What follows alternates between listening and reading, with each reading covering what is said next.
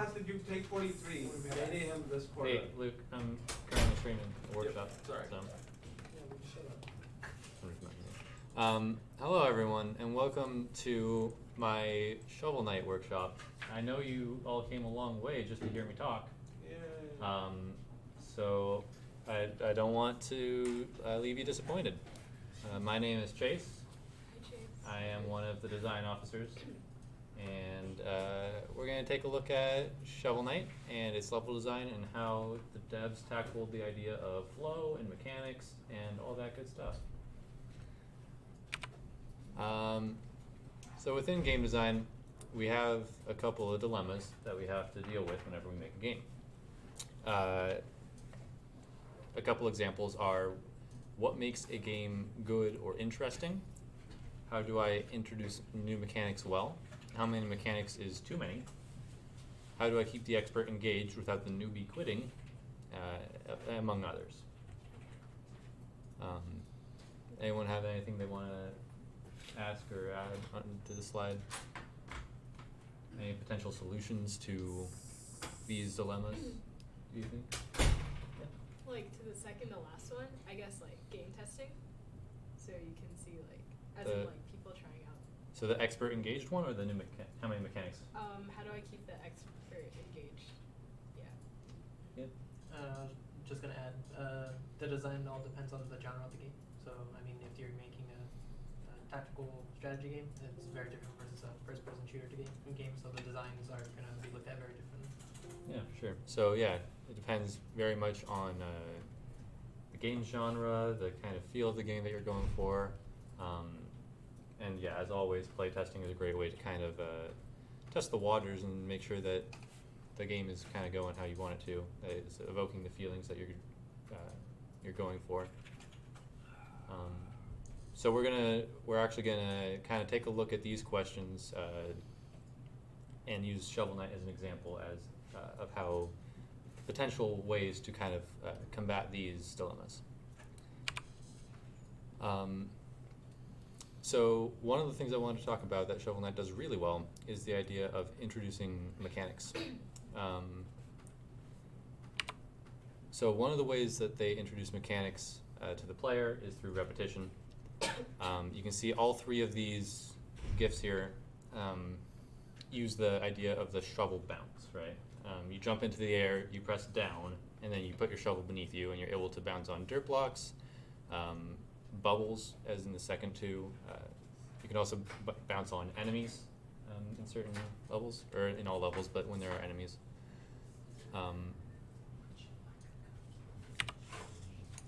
They increase the difficulty. So with each GIF, you can see it actually gets a little bit more challenging.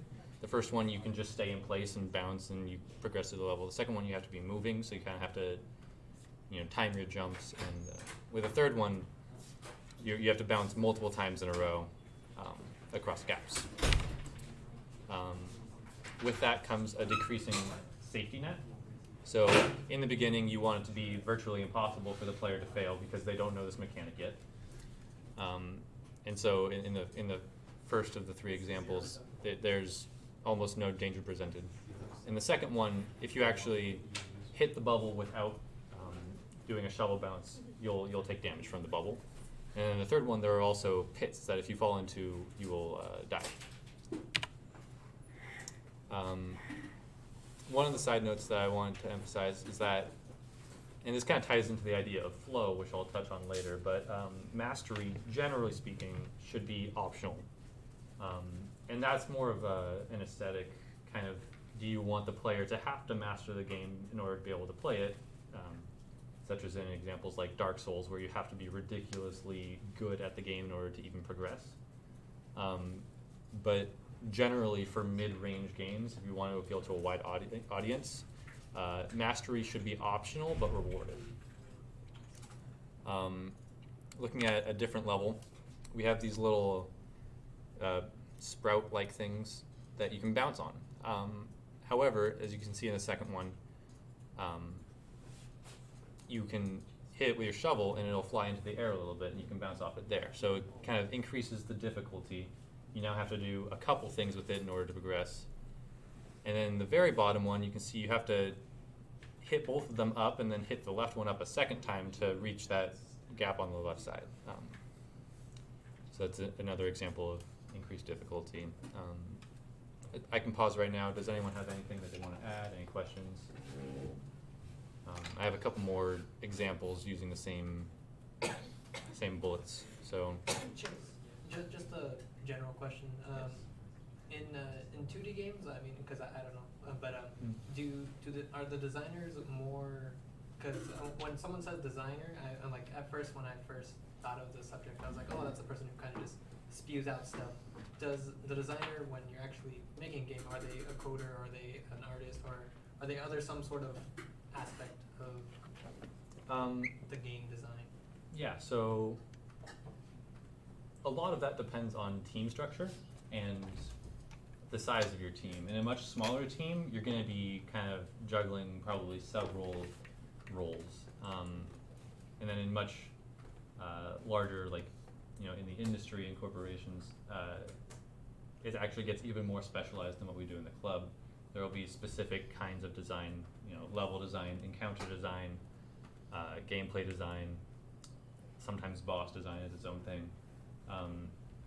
So it varies very much on like how many people are in the team, but generally within the context of the club, a designer they'll be the one creating the game design document, so kind of like the core principles of the game and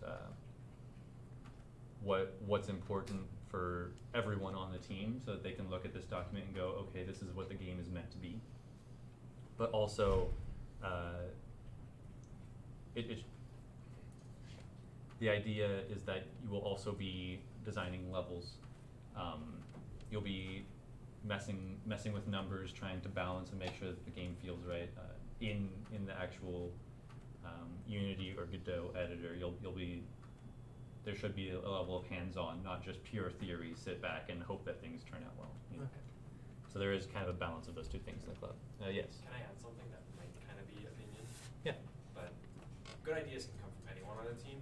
It's the designer's job for whatever sub-discipline or the entire discipline that they're designing for to be the person that understands the system enough to be like making final decisions for it. Because they have a much broader perspective usually than a single person implementing something. Yeah, absolutely. Input from everyone on the team is important and encouraged. And so just because you understand more design principles, that doesn't mean that other people can't have good ideas. Or at the very least, they might inspire you to, in a way to fix a certain problem that you're having, or a new idea that actually, contributes value to the game. Anything else before we continue? I like to think of designers as kind of like a filter in between all the good ideas of everyone on your team and the actual game, and things pass through you and playtesting, and you try to sort it out so not, even though everyone has a bunch of good ideas, you can get them to work together and have like a cohesive idea instead of just a bunch of ideas that don't work together, and some of them are bad and some of them are good. You try to get them to a good average point. On that topic,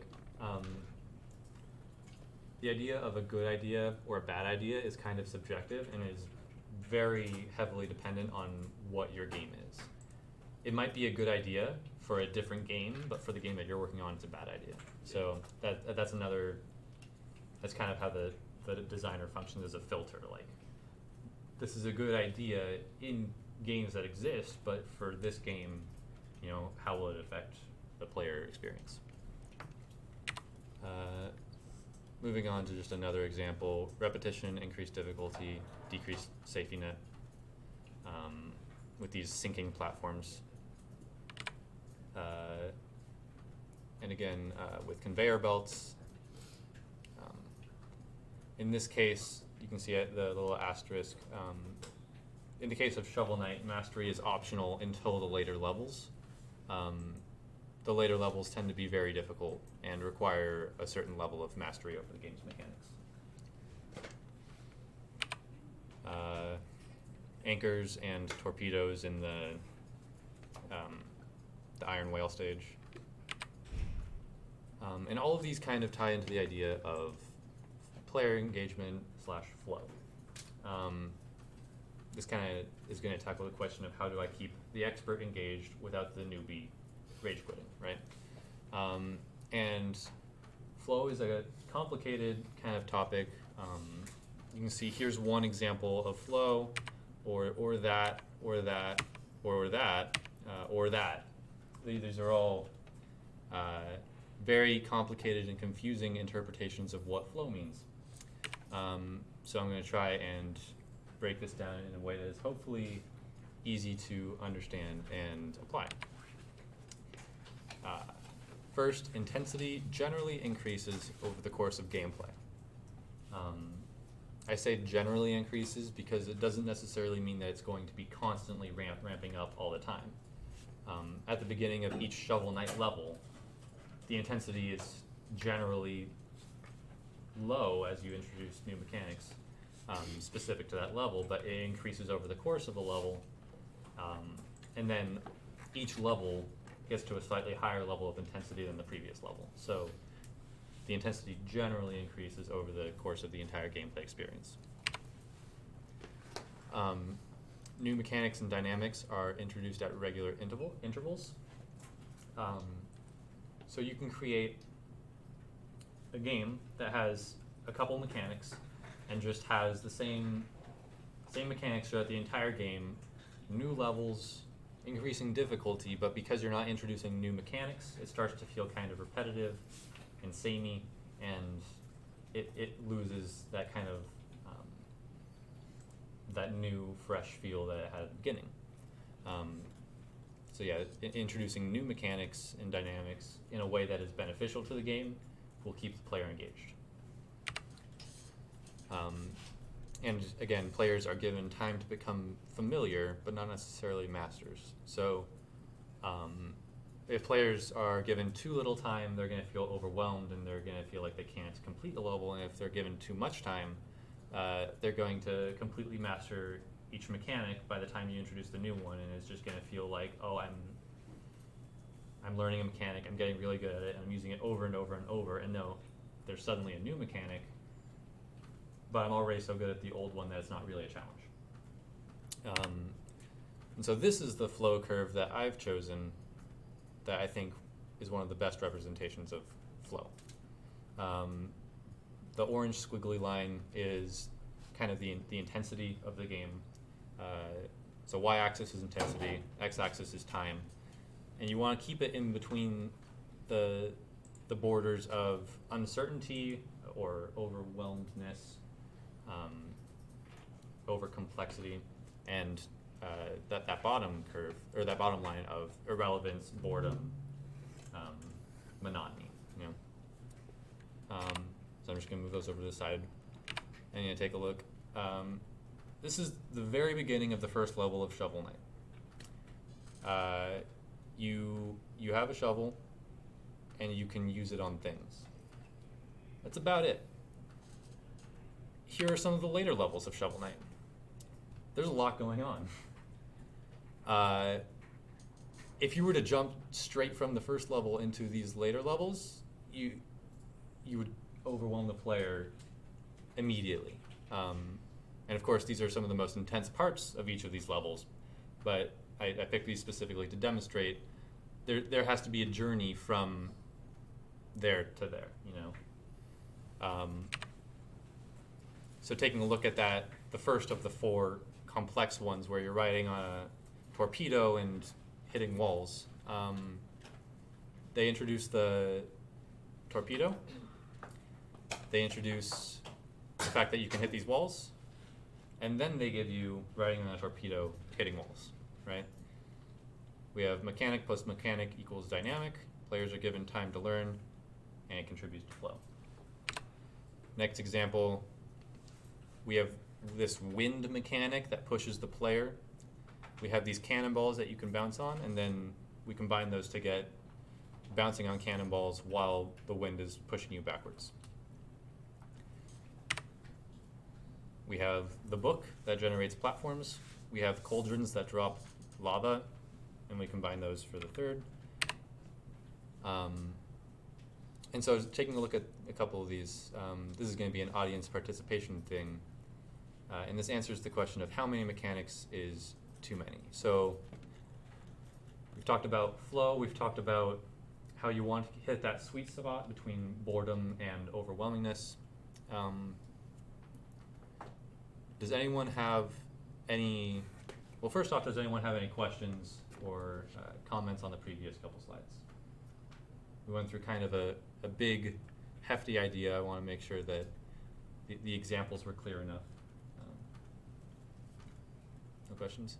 So then how do we answer this question of how many mechanics is too many? Let's try and identify with these climaxes of these levels, how many mechanics are being used. So with the top left, can someone name a mechanic from that one?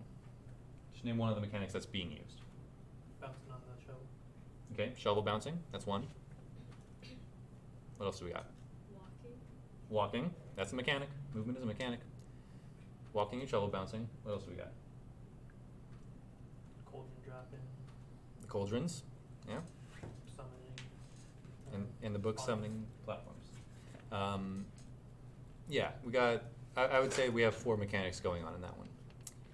If you really want to hyper-analyze it, I'm sure that you could pick apart those mechanics into smaller mechanics, but for them, there's 4 going on. How many do we have in the cannonball jumping one? Got the bouncing shovel, not pushback wind, Okay, so shovel bouncing, we got wind, and I guess movement. movement. Moving platforms. Or Uh, the cannonballs themselves are. Yeah, the cannonballs are a mechanic. So yeah, I'd say again we have about 4. And with the bottom one, we probably have a little bit less because we're not actually jumping or anything, but You can jump. you can jump. Not right then, but But should Yeah, so at the end there you have to jump. So we have torpedo riding, wall breaking, which kind of ties into just the general shovel mechanic because you only have like 2 controls in this game. Jumping at the end, and maybe a little bit of movement to make sure you don't get knocked off the platform. So in each of these cases, 3 to 4 mechanics are going on at once. And 2 of those mechanics are movement and shovel bouncing, which comprises the majority of what you're doing throughout the game. However, it's these other little flavor mechanics that you're adding on that make each of these levels feel distinct and enjoyable to play through. Now, that doesn't necessarily mean, okay, I need to have exactly 4 mechanics in every level. I'm just saying that within the context of Shovel Knight, they found, hey, this is a good amount to throw at the player without them feeling overwhelmed and without them getting bored. Any questions about flow, about, yes? So do the mechanics refer to things that are just like moving in the game, or is it like just things that the player interacts with and like what the player can do? So yeah, a mechanic can kind of generally be defined as an action that the player is performing, or an interaction that the player has with the environment. Oh, okay. Is that a decent explanation, do you think? I think that That's pretty makes solid. sense. It's something you're interacting with or something trying to interact with you. Oh, okay. Yeah, so that in the top left one, there's that little helicopter mouse thing.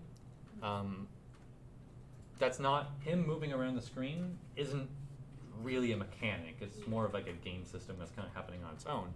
It's when you interact with the mouse that it becomes a mechanic. The idea that you can hit the mouse becomes a mechanic, or that you can jump on him. Thanks. Yeah. Any other questions? All right. And then just a fun thing that I liked when I played Shovel Knight were secret rooms. This goes back into rewarding mastery, rewarding interesting gameplay or exploration. The first one, the top left one, that's the first level of the game. So it's just introducing the idea that there are these destructible walls. But those destructible walls look different in, so in the bottom left, Pridemore Keep, you can see that that's a destructible wall. And it's identified by that little symbol on the wall. Same thing in the bottom right. There's a little, at the bottom left of that destructible wall, there's an indication that it is destructible. And these are just little ways that the devs clued the player in that, hey, there's something special over here, and if you're willing to put in the effort, you'll be rewarded for it. Generally with treasure, sometimes with other things, but yeah. I think that's just about it. So bringing it back to those dilemmas, one of the first slides of the slideshow. And we can sit here for a minute and just kind of recap. So we should be able to kind of answer these now at this point. And I'm not going to ask us to go through all of them and have a definite answer, but just I think it's good, kind of just a good thing to think about how you go about answering these, and specifically how Shovel Knight did it and how it can be applied to any game that you're working on. So like I said, this is the last slide. Any questions about anything we talked about? Any questions about anything we didn't talk about? Topics that you want to bring up? Comments, concerns, clarifications, misgivings? No? You explained it well. Oh, thank you. Alrighty, well, I think that just about wraps us up. So thank you for participating. And yeah, hopefully we'll, I know that the next couple weeks are also going to be case studies. So we'll be, the other officers are going to be looking at different games. Next week, we'll be looking at The Messenger, which is currently free on the Epic Games Store. Whatever your opinion on that is. We're going to be looking at some of their boss designs, which I think are done fairly well. I've only played like 4 of them, but those available we'll be looking at. Very cool. I had to go play that again and record the boss fight. And Victor, are you week 10? Yeah. Do you have an idea of what game you're going to be playing? Nope. Dark Souls. Awesome. I'll Well, do Dark Souls. I'm sure that whatever it is going to be fantastic. Thanks for coming to the workshop. It's good design for bosses. And have a great rest of week 8.